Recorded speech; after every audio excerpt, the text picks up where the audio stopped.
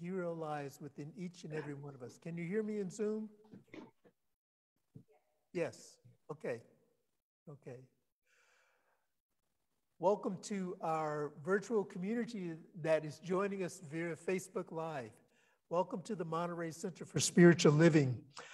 For the month of March, we're continuing our theme, which is joy, celebrating joy. And our topic for today is, our theme is actually play. Joy is an element of play. Our theme for the month is play. And today we're looking at this idea of a spoonful of humor is the medicine. And this is kind of a play on the song that was made popular by Julie Andrews, thank you. That says a spoonful of sugar helps the medicine go down. And so we have switched this around a little bit, and we're saying now that a spoonful of humor is the medicine itself. In the scriptures, Proverbs 17:22 declares, a joyful heart is good medicine. You know, there's something about laughter that can restore the soul and provide some much needed relief from stress and pain. Ernest Holmes offers this in the philosophy of Emerson. The laughter of a child is as important to the universe as the creation of a planet. That's one of the things that I really love about being around children is their spontaneous laughter. Almost anything can ignite this burst of laughter from within a child. There's a little girl who was attending a wedding for the first time, and she asked her mother, "Why is the bride dressed in white?" The mother replied, "Because white is the color of happiness, and today is the happiest day of her life." And after a pause, the girl looks up at her mother and asks, "But why then is the groom wearing black?" Good question, good question. We laugh at that. And so I decided to do a little exploration and see what is the story behind this. And so it's tradition that the groom wears black. And this comes out of a tradition that says suits are mostly black. And so in the 18th century, we're going back quite a bit in time, in the 18th century, men used to wear bright colors. And that is now coming back into vogue. If any of you follow men's fashions, bright colors are back in vogue. And included in those bright colors was the color pink. So there's been some questions about men and their masculinity in wearing pink. But pink is a color that was traditionally worn by men. So we're back in vogue again. Sometimes the color was black. Where the change occurred was during the Victorian era, when the second industrial revolution happened, cities became dirtier. And then men started wearing darker clothes, and black has stuck around for a while. So now you have the rest of the story. And so a little overview for our topic this morning, a spoonful of humor is the medicine. Some may ask, how is it that we can speak of fun and humor and laughter and joy and play, given what's occurring in the world of effect, what's out playing, especially in the Ukraine, other parts of the world, and even right here in our local communities? You may ask, where's the fun in all of this? And these are the responses that I would offer to that. The spiritual guides that we follow here at the Monterey Center and in a number of our spiritual communities around the globe, the guides are prepared by our ministers throughout our movement, and they are prepared well in advance for printing, publications, and deadlines and all of that. And so while the guide may have been written maybe 4 or 5, perhaps 6 months ago, it's always timely for what is happening right now, because there is no time and space and spirit. Everything is right on time. The other response I offer is that in our New Thought communities, we are encouraged to be open at the top, to embrace the fullness of life.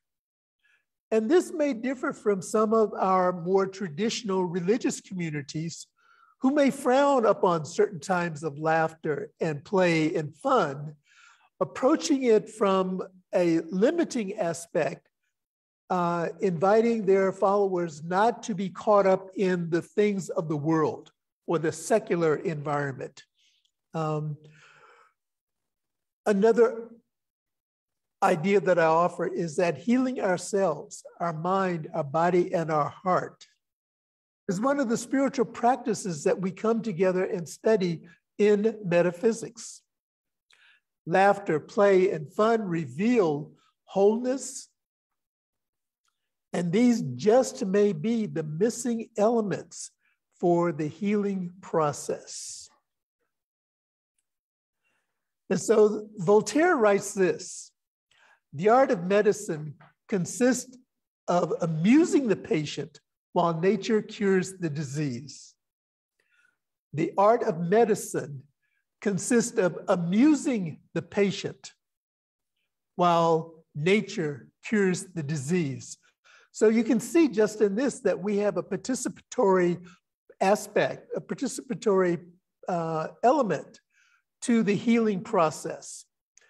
And amusement, laughter, and fun and joy is a part of that.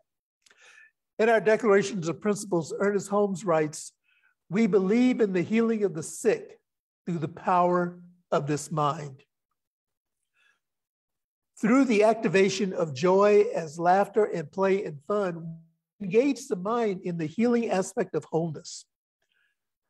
And Ernest goes on to offer this as an expansion of, we believe in the healing of the sick through the power of the mind. And he writes, we heal thoughts, not people. We heal thoughts, not people. The spiritual person is never sick. Spiritual healing consists of changing psychological thought patterns. And so let's explore some of these thought patterns and see where we have an opportunity to engage and participate in our own healing. Stress and its effect on the mind and body. Viktor Frankl writes this: "I would never have made it if I could not have laughed. It lifted me momentarily out of the horrible situation, just enough to make it livable." And of course, we know that Viktor Frankl is a Holocaust survivor. According to Mayo Clinic studies, stress has a serious impact on our mood, our state of mind, and it tends to cause and contribute to anxiety, irritability, depression, lack of motivation, and a feeling of overwhelm. This profound impact of stress and distress on our body temples can cause us to feel unwell and impact our ability to connect with joy, thus causing more stress. And it can feel like an endless feedback loop without a solution. And so I offer this to each one of us as an activity. And this is to create intentional time for contemplation. And during this intentional time of contemplation, ask, what thoughts, beliefs, or habits most contribute to my stress? This is an opportunity to intentionally go within and do our own self-examination. What thoughts, beliefs, or habits most contribute to my stress? What can I change to better support my health and happiness? Remember, in the teachings of metaphysics and the teachings of science of mind and new thought, we are taught to take responsibility for our own life. We don't have an outside entity to place our cares upon. We are empowered to take responsibility for our own lives. And I saw this story on the internet and I really resonated with it. I connected with it on a number of levels. And it's a story about a young man who was 26 years old and had just completed his final cancer treatment. And so he pulled the bell. For those who may have experienced cancer treatments or have been with loved ones who have had cancer treatments, at the end of the rounds of chemotherapy, they ring the bell as a signal that I have completed this process.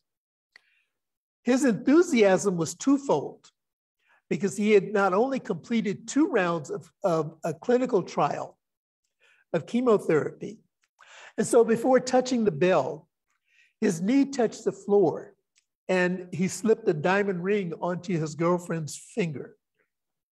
And she said yes. She said yes. And when he turned to ring the bell, he vigorously assaulted it with such excitement and enthusiasm that he actually pulled the cord off of the bell.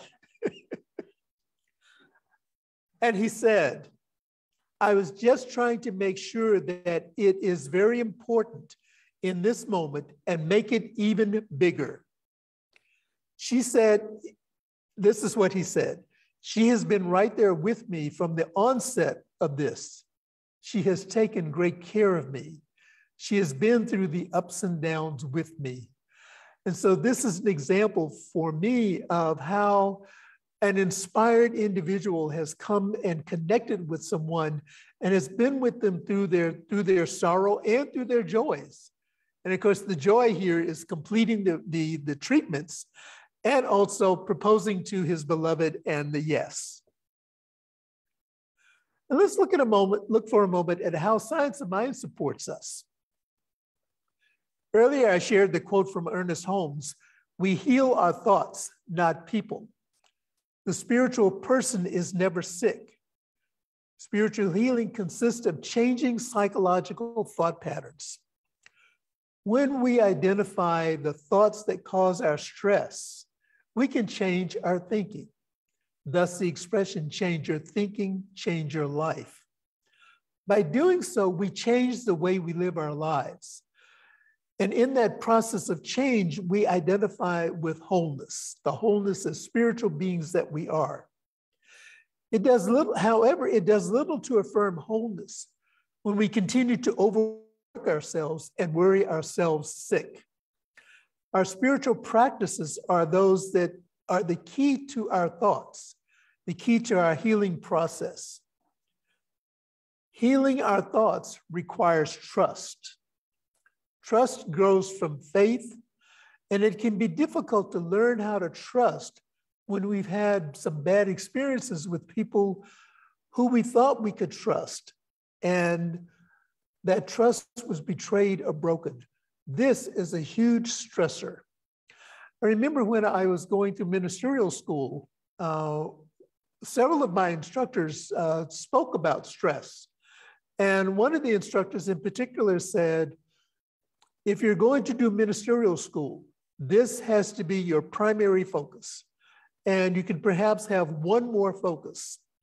And they gave the example from their own life of doing ministerial school, being enrolled in a master's program, being in a high stressful management position, beginning their own business, and a number of other things that were going on.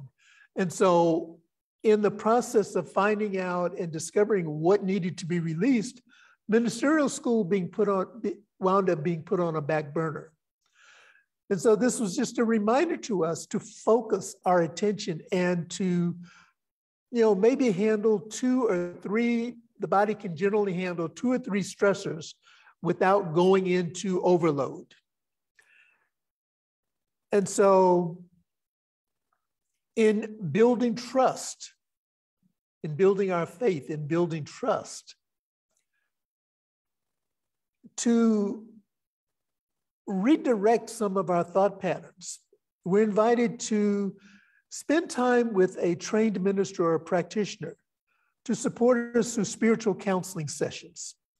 And this allows us to change, to number one, identify those key aspects of our life that we wish to change, and then we have the tools to change them with. Real change supports real healing. And next, we look at embodying joy and laughter as the solution. Seeking change on an energetic level allows us to release harmful life patterns. We embody shifts through our behavior and more deeply by embracing joy. Choosing to laugh daily, and a real belly laugh literally changes the body and mind. I have a dear friend that I don't speak to that often. And you probably have those friends in your lives that you may not speak to on a regular basis, but when you connect, it is as if there was no time and space between the connection. Well, this particular friend, we get on the phone and we start telling stories and start laughing. And sometimes at the end of the phone call, I have laughed so hard that my stomach aches, the stomach muscles have been pushed to the point of exercise where it's a good pain. And I've laughed so hard that I'm hoarse. And so I'm inviting you to recall an experience where you had a good belly laugh. How did it feel to the physical body? Did you notice a change in your mood or thinking after that? And did the body feel better as a result of just the laughter, just having a good belly laugh? Laughter is very healing.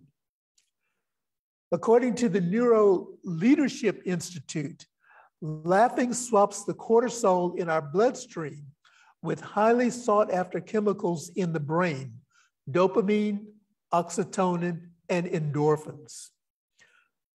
Dopamine in particular enhances learning, motivation, and attention.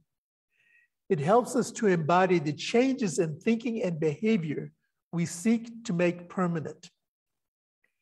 Whether it's laughter yoga, stand-up comedy, a classic funny movie, or a chat with your funniest friend, laughter is the medicine.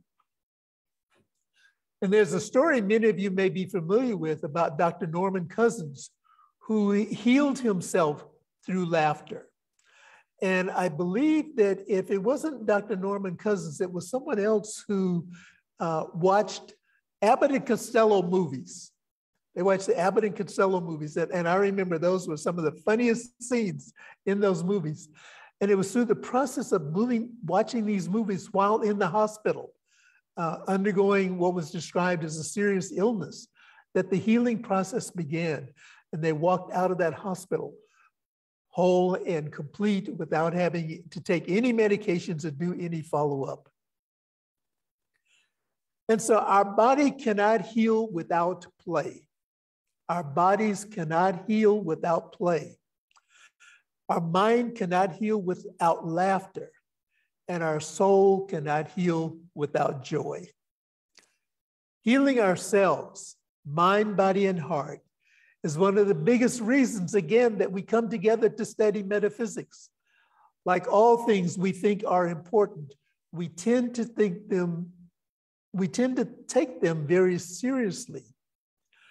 And so in our daily activities, we watch our self-talk, reserve our thoughts, and we seek to actively shift our beliefs.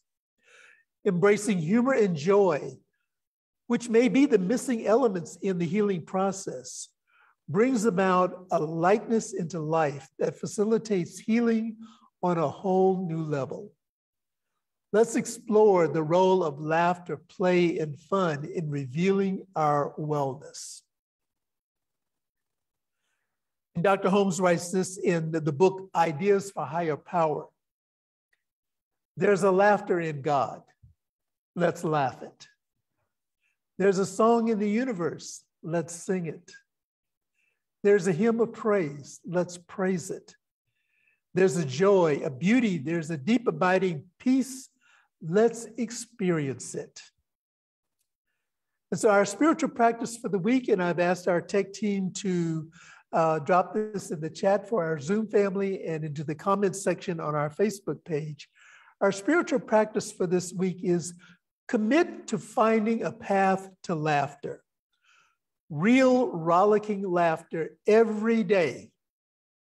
Every day this week we do it, whether it be stand-up comedy specials, your favorite silly old movie, participating in laughter yoga. The videos are available on YouTube.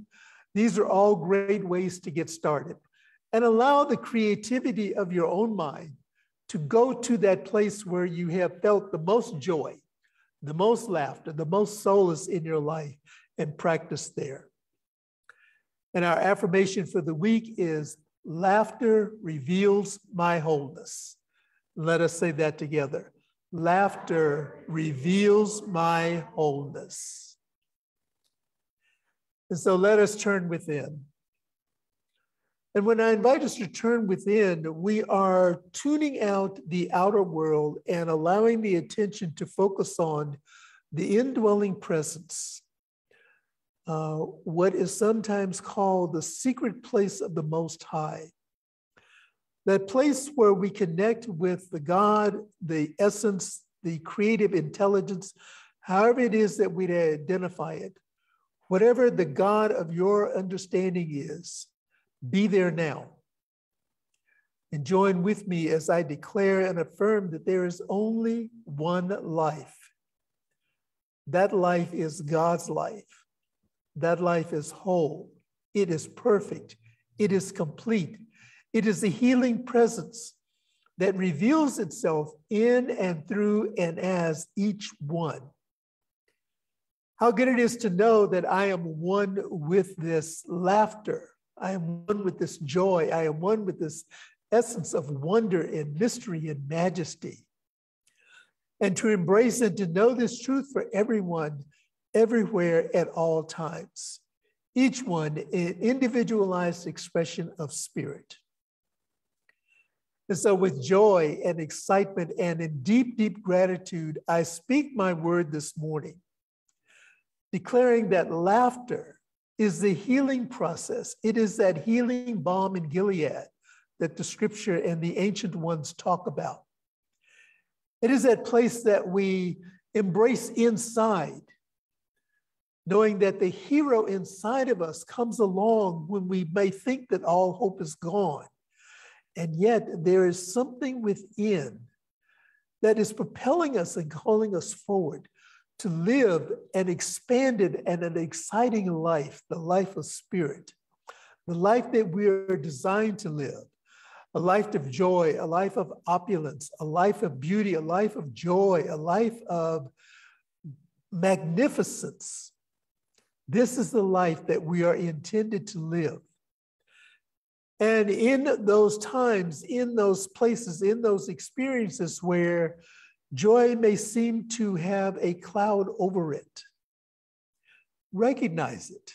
Acknowledge that something is there, that something is amiss.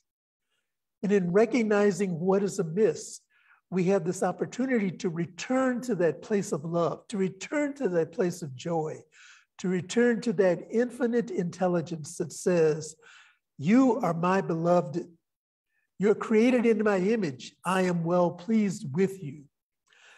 And so we walk this path together hand in hand with this creative spirit, this creative intelligence, knowing that everything continues to unfold for our highest and best, and for the highest and best of everyone that is concerned. And in speaking my word of blessing this morning, I lift families who are experiencing transitions in their lives, the transition of loved ones, knowing that in this time of sadness, in this time of sorrow, in this time of grief, acknowledge that what we're missing is the absence of the physical shell, this physical body that has been with us for however many years it has been with us. And yet we can move into that place of joy. We can shift our awareness into knowing that our beloved has moved into the eternal realm, has become non-local, and is now with us beyond the dimensions of time and space. Those who are going through other transitions in life, seeming temporary setbacks, are shifted and moved into opulent opportunities for growth and expansion and joy and love. And for all of the other experiences that are up for each individual, holding the prayer in your heart, writing it out in the form of a prayer request or treatment request, turning it over to the higher power, turning it over to a beloved and trusted friend, turning it over to a practitioner or a minister, releasing it and letting it go. And as we teach in our philosophy, cooperating with science and cooperating with the trained therapist that have specialized in other areas. We believe in the complementary aspects of spirit and science working together.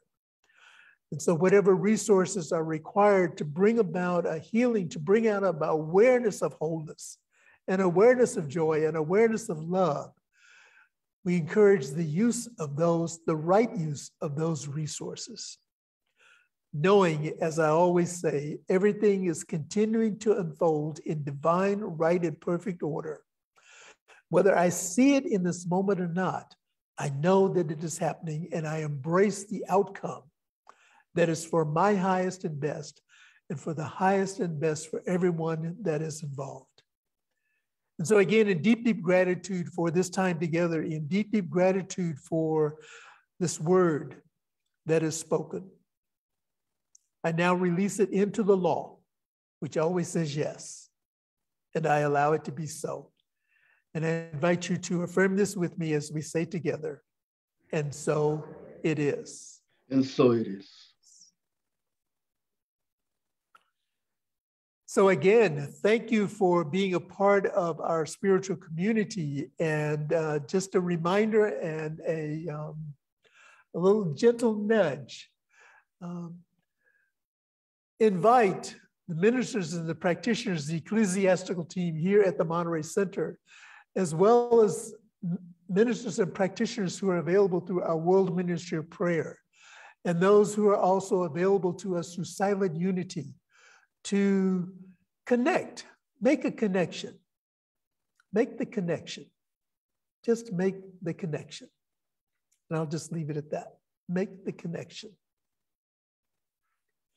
And it is now our time to participate in the abundant flow and the circulation of material substance known as money in our lives. And this is our opportunity to participate in the sharing of our abundance. And we have an abundance statement that I invite us to say together.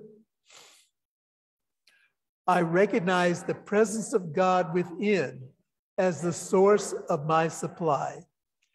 Out of my abundance consciousness flows everything I could desire in life.